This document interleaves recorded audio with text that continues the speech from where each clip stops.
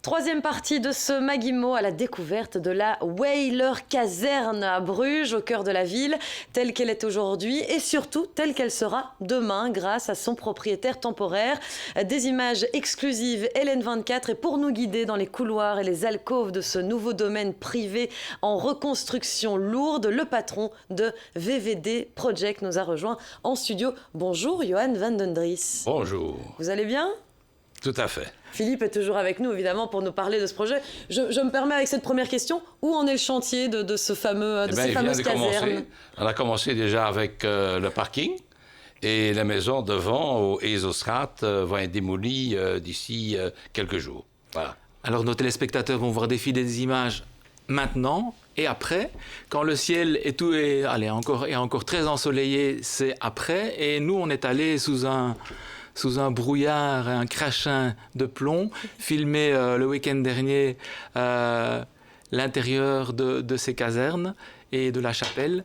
Alors vous m'avez dit que ça avait été aussi avant un monastère religieux, un monastère. Correct. Donc ça a déjà une longue histoire. Absolument. Et je crois que vous aimez bien ces longues histoires. Hein? Oui, VDD Project Development est spécialisé dans des monuments historiques situés dans un endroit top et dans les grandes villes. C'est ça qui nous intéresse. Ici, on comprend que vous étiez logé à Bruges avec votre société, et donc que vous aviez déjà sûrement un œil sur ce magnifique foncier. Mais pourquoi choisir de se compliquer la vie à ce point-là ? Parce que quand vous m'avez dit que ça vous avait pris 3 ans et je ne sais combien d'auditions avec le service du patrimoine et les autorités urbaines pour faire évoluer ce chantier, et que même la chapelle, comme c'était très touchy, au niveau des voisins, on n'a pas osé la valoriser. Racontez-nous un petit peu pourquoi. Il n'y a qu'un mot, c'est la passion. J'allais dire, ne nous dites pas la passion de l'histoire, parce qu'on se doute qu'il y a quand même un potentiel aussi avec cet endroit. Absolument, mais je n'ai pas fini. Et la plupart des promoteurs font des projets magnifiques, mais plutôt standards. Alors nous, on voulait faire la différence en prenant les bâtiments historiques et on les change en habitation. Pourquoi on ne touche pas ? La plupart ne touchent pas à ça, parce que c'est très compliqué. Il faut passer par les monuments historiques. C'est des périodes très longues. Donc c'est plus compliqué administrativement ? Oui. Sur le terrain, c'est moins compliqué ? C'est faisable ? Oui. Mais c'est quand même des grosses rénovations lourdes, donc c'est aussi compliqué au niveau de la reconstruction. Absolument. On regarde chaque pièce, chaque ajout que vous faites. Presque on ne peut rien toucher, mais un bâtiment classé doit évoluer. Si un bâtiment n'évolue pas, il va devenir décadent. On le voit avec les tags et la destruction. Il était grand temps qu'on s'en occupe de ce bâtiment et qu'on le revalorise. Donc vous me dites que les chantiers ont commencé. Quel est le rétro-planning jusqu'à la livraison, jusqu'à la réception des appartements ? Bon, nous pensons que les travaux vont être finis dans 2 ans. Et en 2021, fin 2021, tout sera finalisé.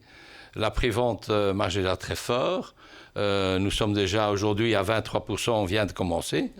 Et qui sont les acquéreurs justement de ces nouveaux appartements ? De tout genre. On a des appartements de 70 mètres carrés jusqu'à 150 mètres carrés.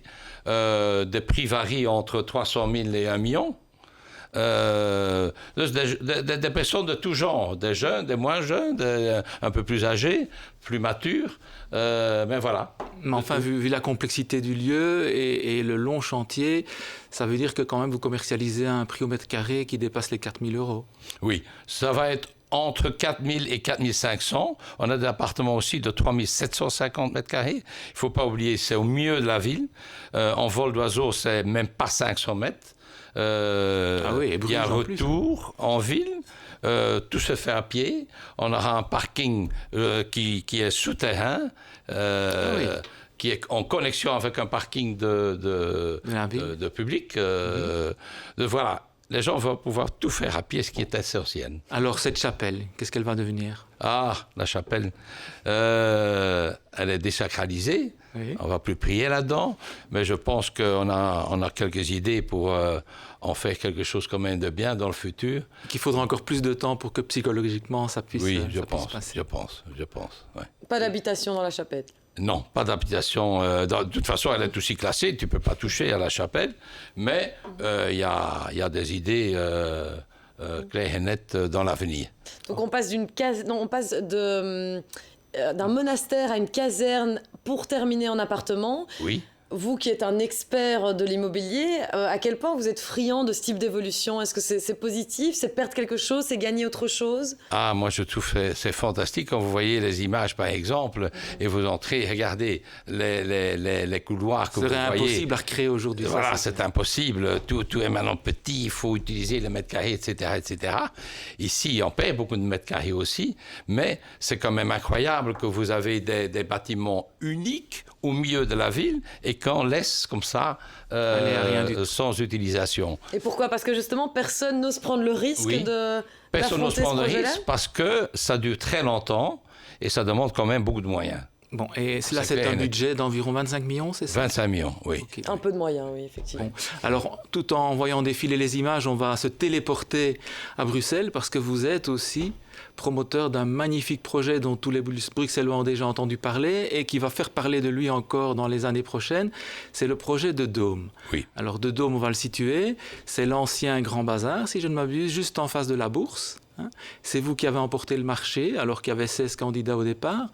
Et là, on va vous laisser la parole. Vous allez nous raconter ce qu'on y met. On l'a bâché beaucoup, cet endroit, en disant que c'est un endroit très détestable pour le moment, pour lancer un projet comme celui que vous imaginiez, avec un gros magasin de bouche qui sera géré par Italy. Mais je vous laisse la parole là-dessus pour nous expliquer un peu où vous en êtes. Enfin, tout d'abord, je pense qu'il ne faut plus dire haut de la ville et bas de la ville. Le bas de la ville, tu mets encore plus bas qu'il est. C'est la ville historique. C'est ça la beauté de Bruxelles là-bas. Quand on a vu ce bâtiment, on était amoureux tout de suite. Et on regarde un bâtiment avec des yeux pour avoir quel impact sur l'environnement. Et on a tout de suite pensé à Italy. Italy, vous connaissez peut-être, c'est tous des produits d'Italie et aussi des restaurations, etc., etc. Mais gourmet, hein? Absolument, absolument. Aujourd'hui, tout est loué en coworking, co-living, Italy et Deleuze. Vous allez nous citer Fosbury & Sons, c'est ça? Fosbury & Sons, c'est notre locataire qui a loué 7500 mètres carrés. Coworking de haut standing. Oui. Voilà. Italy, c'est entre 3500 et 4000 mètres carrés. Dans les étages inférieurs. Voilà. Et un Deleuze qui est là-dedans aujourd'hui avec 800 mètres carrés, qui va avoir aussi 2000 mètres carrés. Un Deleuze, pour votre information, est le Deleuze le plus productif par mètre carré en Belgique. Le plus rentable. Le plus rentable.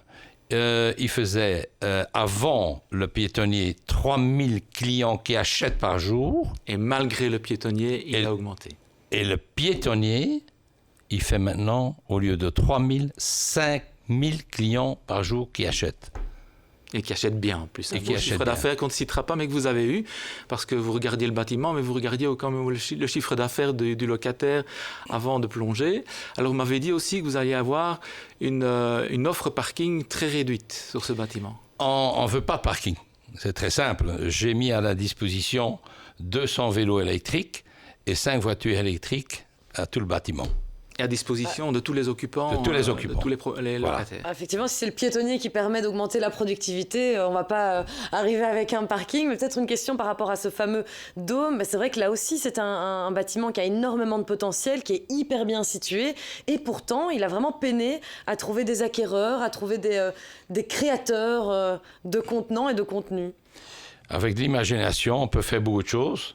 Mais vous avez vu le concours, compétition, comme dit Philippe, voilà, il y avait 16 plus grandes compagnies de promoteurs qui ont participé. Tout le monde en voulait, mais Actiris l'a longtemps bloqué, avant de déménager. Absolument. Alors, toute dernière chose peut-être, le timing, et puis comme vous dites, imagination, on va quand même citer les architectes, puisque c'est quand même eux qui doivent concevoir. Le dôme, c'est Coussé Angoris, qui sont des architectes quand même déjà de très renom. Connus, de Crook, etc., à Gand.